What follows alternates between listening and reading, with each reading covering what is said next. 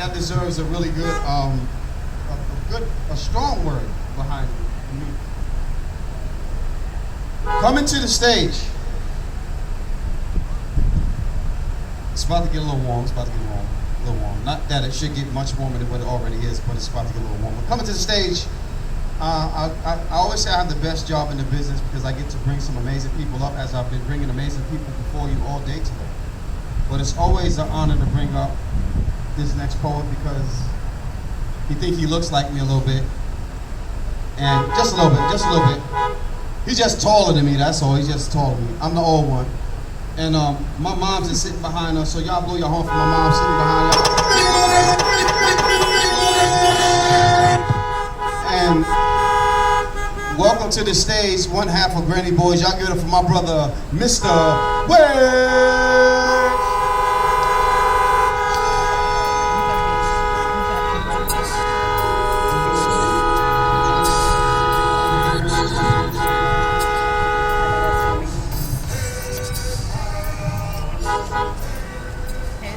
What's up, family? Thank y'all for riding with us at the drive-in. We appreciate y'all being here.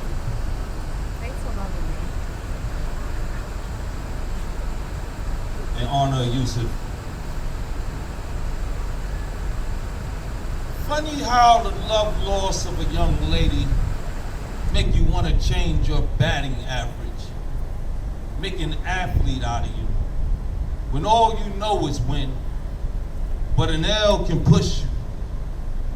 Amazing the influence a person can have on their peers. Type of persuasion that can incite a riot. One that can leadership a pep talk that can literally result in a blowout. You don't have to play a sport to be victim of a slaughter. You can blindly walk into your own end game. You can see how and why they chose sporting goods, diamond equipment. Killing innocent black men has always been the official American pastime.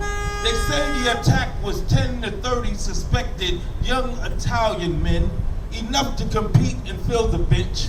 7 or more ironically wielding baseball bats, while the pitcher had an arm, a firearm to strike out the first black male to step up to the plate, meaning their neighborhood, the field of their dreams.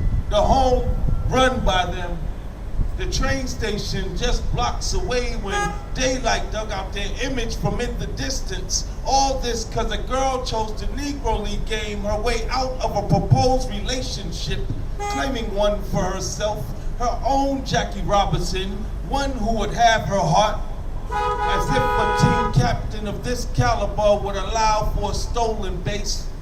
He wasn't about to drop the ball on this one. 2, 3, 4 apparently out of their league because their jerseys didn't match, meaning their skin complexion was too melanated to be from round here.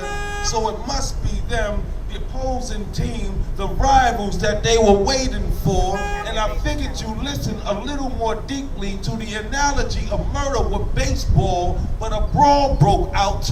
Bats were swung as if they didn't already have the numbers, the aggression, the home field advantage over their unexpected victims. With every attempt to beat the pads of their opponents, the 7-inning stretch of bats swung at them, a lopsided display of fist pop-up, as if that wasn't enough to declare victory.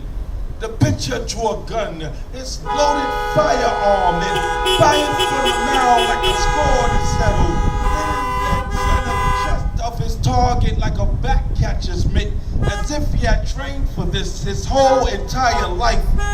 The final strikes, one that will pierce directly into a heart. Game over. A 16-year-old black teenager was shot and killed after he and his friends were attacked by a mob of men fisting baseball bats, one with a pistol. The ringleader actually, who deliberately took away his life. At a press conference, the homicide victim's father had this to say.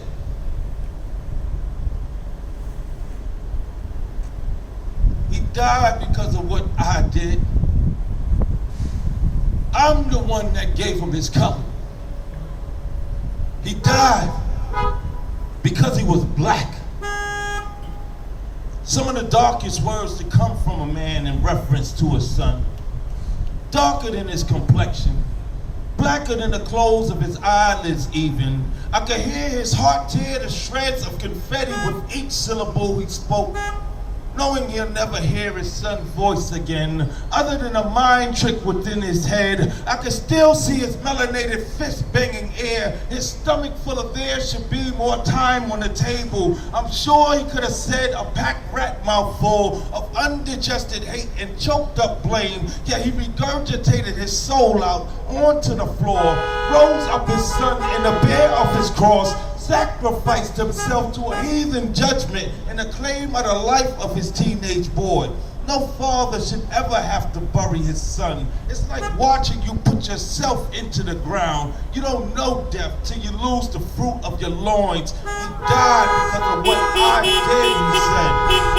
I'm the one that gave him his color, his spark, his demeanor, the sensation on the eye he reflects that emits his light from inside. He died because I put my armor off on him. I knew that there would be wardrobe issues, many of which I face myself inside tailored eyes who deny their envy. I expected him to do his time as a man, eventually married, raising my grands, in bed with his plans, a successful black man. I never nightmared it to be a death sentence. Knowing the imprisonment would be a life sentence, I trapped him inside the cells of my skin and he died because of what I did.